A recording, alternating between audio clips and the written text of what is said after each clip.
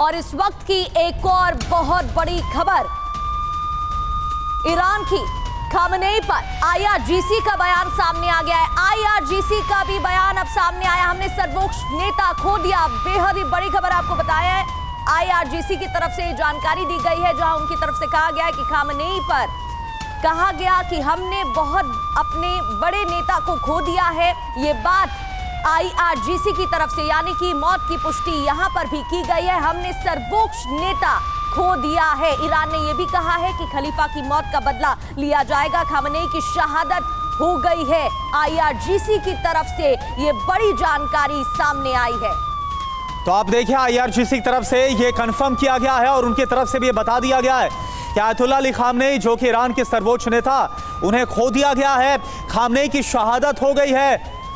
और एक और बहुत बड़ी खबर आपको बता दें, खामनेई पर अमेरिकी सेना का बयान भी आ गया है। अमेरिकी सेना की तरफ से क्या कहा गया ये आप जानिए। ईरानी नेवी को खत्म किया, यह अमेरिका की तरफ से कहा गया है। ईरानी नेवी के खात्मे का दावा किया जा रहा है खामनेई पर। अमेरिकी सेना का बहुत बड़ा बयान, यानी एक तरह से बहुत बड़ा नुकसान ईरान को पहुंचाया गया है। ना सिर्फ ईरान के सर्वोच्च नेता आयतुल्लाह अली खामनेई की मौत, बल्कि ईरान की जो नेवी है उसे भी खत्म कर दिया गया है। यह अमेरिकी सेना का बयान, यानी पलटवार की जो तमाम गुंजाइश है उसे भी खत्म करने की कोशिश की गई है ईरान की तरफ से। तो यह बहुत बड़ी खबर है। खामनेई पर अमेरिकी सेना का बयान कि अमेरिकी सेना ने अपने हमलों में जो ईरान की नेवी है उसका भी खात्मा किया है। और आईआरजीसी की तरफ से बताया गया कि खामनेई को शहादत मिली है और ईरान की तरफ से कहा गया है कि बदला लिया जाएगा आयतुल्लाह अली खामनेई की मौत का।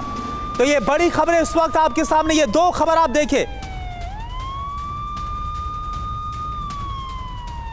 तो खामनेई पर आईआरजीसी का बयान भी सामने आ चुका है, जहां बताया गया है खामनेई की शहादत हुई है और बदला लिया जाएगा। ईरान की तरफ से यह भी कहा गया है। मौत के दावे किए जा रहे थे और अब पुष्टि भी की गई है। अली खामनेई ईरानी सुप्रीम लीडर, मौत हुई है। इसके अलावा टॉप लीडरशिप को टारगेट किया गया है। कई बड़े मंत्रियों की भी मौत हो चुकी है, जिनके नाम हम आपको बता रहे हैं तस्वीरों के साथ।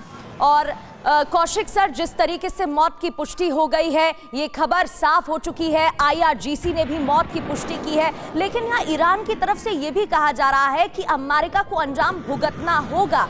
तो फिर ईरान की तरफ से कैसे इस जंग को जारी रखा जाएगा? क्योंकि हम डोनाल्ड ट्रंप की बात कर रहे हैं और साफ है उनकी तरफ से जो बयान सामने आ रहे हैं वो हर उस सिर को काट देंगे जो उनके सामने उठता हुआ दिखेगा।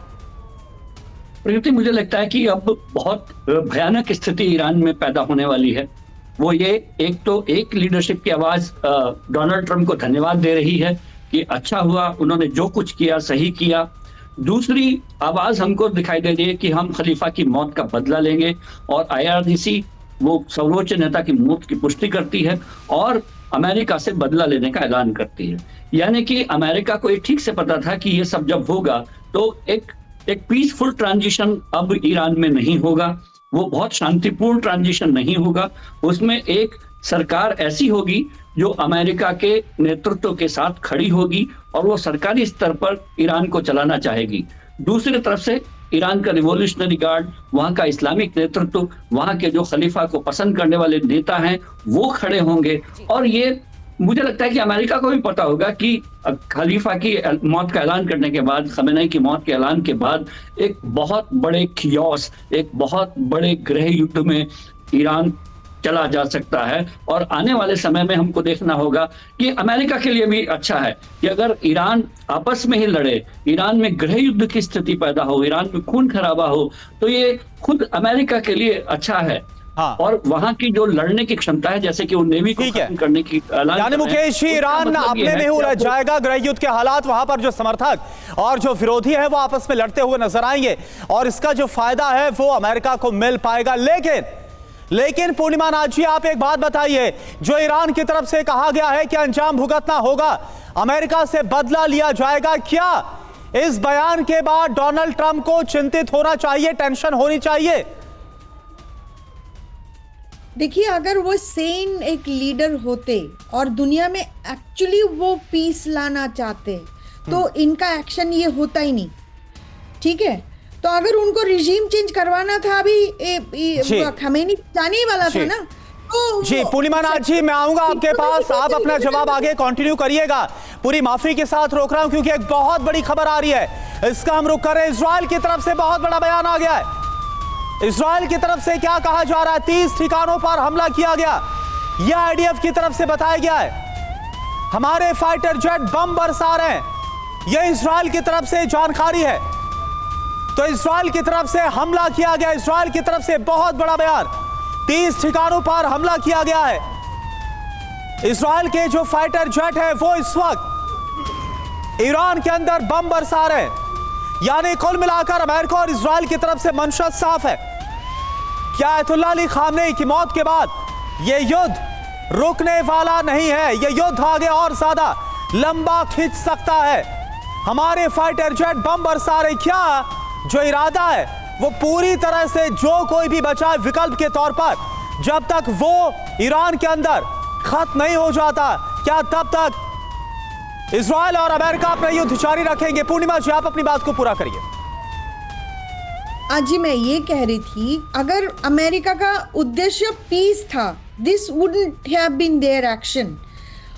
आप बोलिए कि उनका ह्यूमन राइट्स इशू है, आप डिप्लोमेसी में काम करवाइए, लेकिन आपका कोई अधिकार बनता ही नहीं है कहीं पे जाके किसी का लीडर को आप डिकैपिटेट करिए और उठा के लेके आ जाइए, किडनैप करके लेके आ जाइए, अबडक्ट करके लेके आ जाइए, या तो रजीम चेंज करवा के, डरा के, धमका के, प्रदर्शन करवा के आप दुनिया को बोले कि हम सुप्रीम है।